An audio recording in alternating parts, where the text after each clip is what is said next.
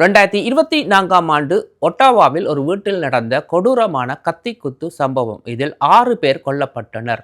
Chalaka came to Canada to support his brother Danushka Wickramasinghe, who is the sole survivor of a mass stabbing in Barhaven in 2024, the attack killing his wife, 4 children and a close family friend. Wife மற்றும் 4 குழந்தைகள் மற்றும் அந்த வீட்டில் இருந்த இன்னும் ஒரு family member கத்தி குத்து காயங்களுடன் தப்பியவர் கணவர் மட்டுமே. வணக்கம் எல்லாம், எப்படி இருக்கீங்க?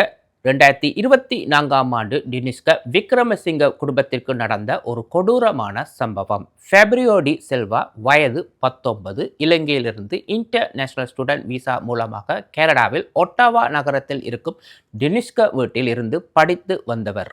மனநிலை காரணமாக டினிஷ்கவின் வீட்டில் இருந்த மனைவி மற்றும் 4 குழந்தைகள் மற்றும் அந்த வீட்டில் இருந்த இன்னும் ஒரு ஃபேமிலி மெம்பரை கொடூரமாக கத்தியால் குத்தி கொலை செய்து உள்ளார். கடைசியாக வீட்டுக்குள் வந்த டினிஷ்க கத்தி குத்து காயங்களுடன் தப்பி சென்று விட்டார். Fabrio de Souza, who lived with the family, pleaded guilty last year and was sentenced to life in prison. கைது செய்யப்பட்ட ஃபெப்ரியோடி சோய்சாவுக்கு நவம்பர் 2025ஆம் ஆண்டு ஆயுள் தண்டனை வழங்கப்பட்டது. இந்த சம்பவத்தின் பின் தனுஷ்கவின் பிரதர் சாலக்க விக்ரமசிங்க இலங்கையிலிருந்து கனடா வந்துள்ளார். இவருக்கு உதவியாக வந்து 2 வருடங்கள் ஆகிவிட்டது. இவர் தன்னுடைய மனைவி மற்றும் குழந்தையை பார்த்து. Chalaka Wickramasinghe hasn't seen his daughter in almost 2 years. She's 3 now and knows her father only through a screen. I miss her a lot because she is our princess in my family.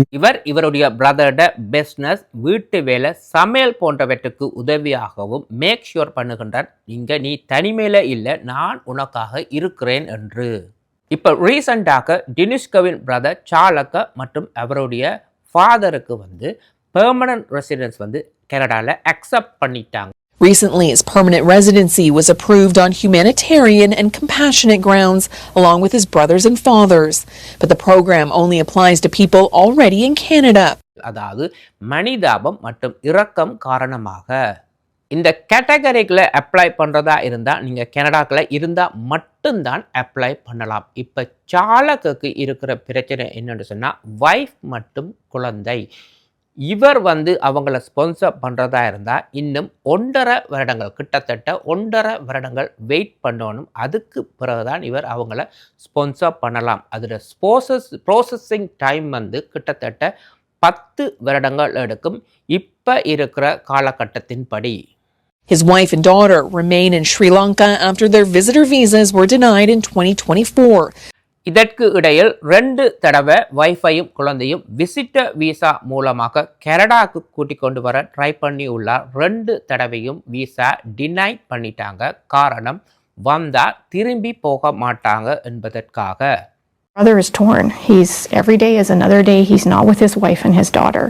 And so knowing that you're causing your brother that pain because he's helping you, again, that the family just can't move forward, not until they're all together. இதற்கு இடையில இந்த ஃபேமிலியை சேர்த்து வைக்கிறதுக்கு இவருடைய immigration lawyer, அதாவது Canadian immigration மினிஸ்டரை ஒரு தடவையில் 2 தடவை கான்டாக்ட் பண்ண ட்ரை பண்ணியிருக்கிறாங்க. இதுவரை எந்த ஒரு ரெஸ்பான்ஸுமே இல்லை. Reached out to the immigration minister multiple times to help reunite the family sooner with no response. The immigration minister could look at the reconsideration request even though it was denied by the visa office. இந்த lawyer என்ன try பண்றாங்கன்னு சொன்னா, immigration மினிஸ்டரை contact பண்ணி இவருடைய வைஃபுடைய visitor விசாவை deny பண்ண அந்த visa ஆஃபீஸரை contact பண்ணி இந்த கேஸை ரீஓப்பன் பண்ணி விசாவை வழங்க சொல்லி கேட்குறாங்க. இந்த கேஸை இன்னும் ஸ்ட்ராங் ஆக்குறதுக்கு இந்த லாயர் என்ன செய்கிறாங்கன்னு சொன்னால், ஒரு நேஷ்னல் டெலிவிஷனில் போய் ஒரு பேட்டியை கொடுக்குறாங்க. நேஷ்னல் டெலிவிஷன் வந்து இமிக்ரேஷனை கான்டாக்ட் பண்ணியிருக்கு. இமிக்ரேஷன் கூறியுள்ளது, இது தனிப்பட்ட ஒருவரின் ப்ரைவசி காரணமாக நாங்கள் எந்த ஒரு காமெண்ட்டுமே பப்ளிக்கில் கொடுக்க முடியாதென்று. மனிதாபம் மற்றும் இரக்கம் காரணமாக 10,000க்கு மேற்பட்ட கேஸ் இருக்குது. ஒரு சிலர் பெர்மனன்ட் ரெசிடெண்ட்டுக்கு அப்ளை பண்ணி வெயிட் பண்ணி கொண்டிருக்கிறாங்க. ஒரு சிலருக்கு பெர்மனன்ட் ரெசிடெண்ட் கிடைச்சுமே ஸ்பான்சர் அப்ளிகேஷனுக்கு ஒரு டைம் இருக்குது. குறைஞ்சது 1.5 வருடத்துலேருந்து 10 வருடங்கள் எடுக்கும். இப்படி பார்க்கும் பொழுது நிறைய பேர் வந்து 5, 6, 7 வருடம் என்று ஸ்பான்சரிங்கில் வெயிட் பண்ணி கொண்டு இருக்கிறாங்க. இவர் தன்னுடைய மனைவியை ஸ்பான்சர் உடனடியாக செய்ய முடியாது. ஏன்னு சொன்னால் இவருக்கு முன்னால் வந்து நிறைய பேர் வெயிட்டிங் லிஸ்ட்டில் இருக்கிறாங்க. ரெண்டாவது பாயிண்ட் என்னன்னு சொன்னால் இதில் இவர் நேரடியாக பாதிக்கப்படவில்லை. இவருடைய பிரதர் தான் பாதிக்கப்பட்டுள்ளார். இவர் தன்னுடைய பிரதருக்கு உதவிக்காகத்தான் கனடா வந்துள்ளார். இவர் மட்டுமல்ல, இவருடைய தந்தையாரும் இவருடைய பிரதருக்கு உதவிக்கு கனடா வந்துள்ளார்.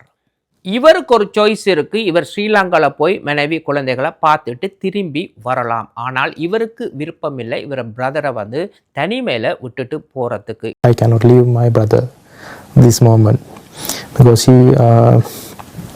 he also is still struggling to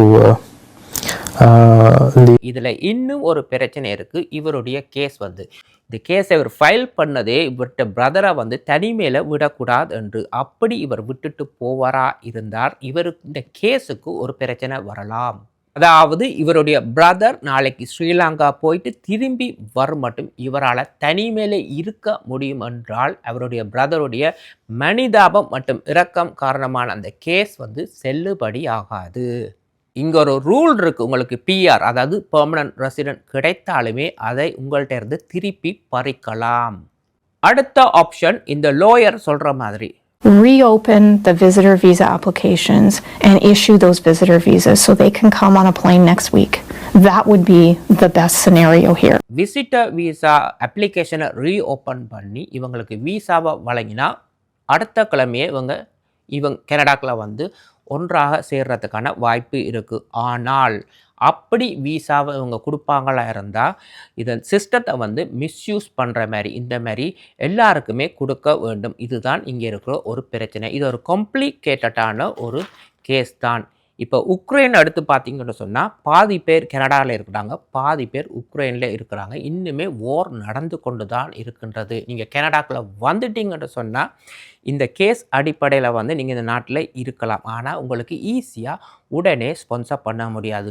Ukraine கேஸும் படி இங்கே வந்து பிஆர் எடுக்கிறதுக்கு குறைஞ்சது 10 வருடங்களுக்கு மேலே எடுக்கும். இந்த வெயிட்டிங் லிஸ்ட்டில் பார்க்கும் பொழுது அப்படியே இங்கே வந்து ஸ்பான்சர் பண்ணுறதா இருந்தாலும் அந்த ஸ்பான்சருக்கு ஒரு டைம் இருக்குது.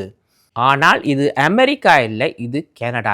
ஏதாவது ஒரு வழிமுறையில் வந்து இவங்களை ரீயுனைடட் ஆக்கத்தான் பார்ப்பாங்க. ஆனால் எந்த வழியை வந்து யூஸ் பண்ண போகிறாங்கன்னு தெரியாது. ஆனால் ஒன்று சேர்றதுக்கான வாய்ப்புகள் அதிகமாக இருக்கின்றது.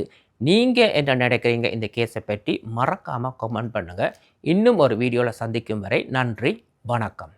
He don't have wife, he don't have any babies, so I want to be father for my baby girl as well.